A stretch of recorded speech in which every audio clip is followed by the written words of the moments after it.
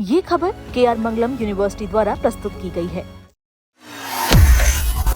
वैभव सूर्यवंशी पर लगेगा बैन।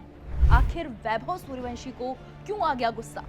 खिलाड़ियों के बीच छिड़ी जुबानी जंग, अंपायरों के फैसले पर बड़े सवाल। क्रिकेट को जेंटलमैन गेम कहा जाता है, लेकिन श्रीलंका के दाम्बुला से जो तस्वीरें सामने आई हैं, उसने खेल की शालीनता को तार तार कर दिया है। इंडिया और श्रीलंका के बीच ट्राई सीरीज का मैच था, लेकिन ये मैच खेल से ज्यादा किसी स्ट्रीट फाइट की तरह खत्म हुआ। मैदान पर धक्का मुक्की हुई, ड्रेसिंग रूम में माफी की मांग उठी और अंपायरिंग पर खड़े हुए गंभीर सवाल। आखिर क्या हुआ था उस आखिरी ओवर में? क्यों भारतीय बल्लेबाज वैभव सूर्यवंशी का पारा 7वें आसमान पर पहुंच गया? आइए इस पूरी कहानी की तह तक चलते हैं।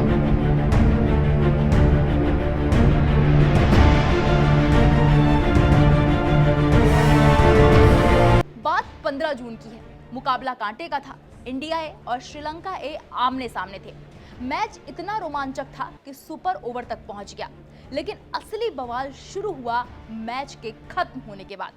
क्रिकबज़ की रिपोर्ट बताती है कि मैच खत्म होते ही श्रीलंका के खिलाड़ी विशेल हलाम्बंगे ने भारतीय युवा बैटर वैभव सूर्यवंशी से तंज कसते हुए कहा, मैच खत्म हो गया है, अब तुम घर जाओ। वैभव सूर्यवंशी पर, जी हाँ, ये वही युवा खिलाड़ी हैं जिन्होंने अपने ताबड़तोड़ बल्लेबाजी से बहुत कम समय में अपनी एक अलग पहचान बना ली है। जब वैभव ने ये सुना तो वो चुप नहीं रहे। बहस बढ़ी, बात धक्का मुक्की तक जा पहुंची। मामला इतना बिगड़ा कि अंपायरों को बीच बचाव करना पड़ा। अब जरा गौर कीजिए कि मैच के दौरान हुआ क्या था। रोशनी कम थी, स्टेडियम में फ्लड लाइट नहीं जल सकती थी।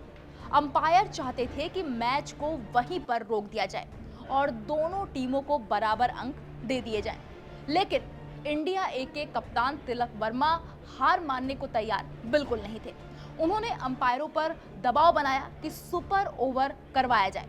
करीब 15 मिनट तक बहस चली और आखिरकार अंपायर झुक गए और यहीं से शुरू हुआ असली कंफ्यूजन।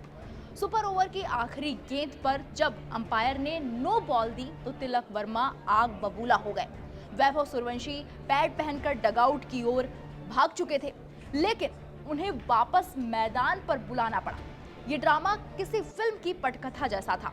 अंत में इंडिया को सुपर ओवर में हार मिली। अरशद खान गेंदबाजी करने आए थे, लेकिन 16 रन लुटा दिए। भारत को जीत के लिए 17 रन चाहिए थे, लेकिन वैभव स्ट्राइक पर नहीं थे और भारतीय टीम 9 रनों पर ही ढेर हो गई। अब खबर यह है कि श्रीलंका के ड्रेसिंग रूम में भी इस घटना को लेकर शर्मिंदगी है। वहां के कुछ सीनियर खिलाड़ियों ने कहा है कि टीम को भारत से माफी मांग लेनी चाहिए। हालांकि आमतौर पर आईसीसी ऐसी सीरीज के मामलों में दखल नहीं देता, लेकिन इस बार ये मामला बड़ा है। सवाल ये नहीं है कि कौन जीता और कौन हारा। इस तीखी बहस और धक्का मुक्की के बाद उन पर आईसीसी के नियमों के तहत अनुशासनात्मक कार्रवाई और बैन का खतरा मंडरा रहा है। ये मामला आईसीसी की आचार संहिता के आर्टिकल 2.12 के तहत आ सकता है। अभी तक मैच रेफरी प्रदीप जयप्रकाश दारन की ओर से कोई आधिकारिक फैसला नहीं आया है। अगर जांच में ये पाया जाता है कि वैभव ने किसी खिलाड़ी के साथ अनुचित शारीरिक संपर्क किया है, तो उन पर जुर्माना या अन्य अनुशासनात्मक कार्रवाई की जा सकती है। आईसीसी आचार संहिता के अनुच्छेद 2.12 के मुताबिक अगर कोई खिलाड़ी जानबूझकर, लापरवाही से या गलती से किसी दूसरे खिलाड़ी या अधिकारी को धक्का देता है, कंधा मारता है या टकराता है, तो उस पर कार्रवाई हो सकती है। वैसे माना जा रहा है कि अगर आईसीसी अधिकारी इस मामले में शामिल होते हैं, आईसीसी आमतौर पर टीम सीरीज से जुड़े डिसिप्लिनरी मामलों पर फैसला नहीं करती, ना ही वो ऐसी सीरीज के लिए मैच ऑफिशियल्स को अपॉइंट करती है। ऐसे में 15 साल के वैभव पर बैन तो नहीं लग सकता, लेकिन अगर आईसीसी अधिकारी इसमें शामिल होते हैं तो उनको कम से कम फटकार लगाई जा सकती है और मैच फीस का 50% तक जुर्माना लेवल 1 के लिए लग सकता है।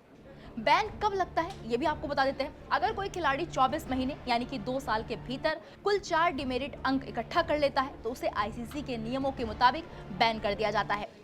अब सवाल ये है कि क्या एक दूसरे को घर जाओ कहकर चिढ़ाना खेल भावना है? क्या अंपायरों का बार बार फैसला बदलना सही था? दर्शकों, आप क्या सोचते हैं? क्या वैभव सूर्यवंशी पर बैन लग सकता है? कमेंट बॉक्स में जाकर अपनी राय जरूर दें। बाकी बड़ी खबरों के लिए आप देखते रहिए दैनिक जागरण न्यूज। नमस्कार।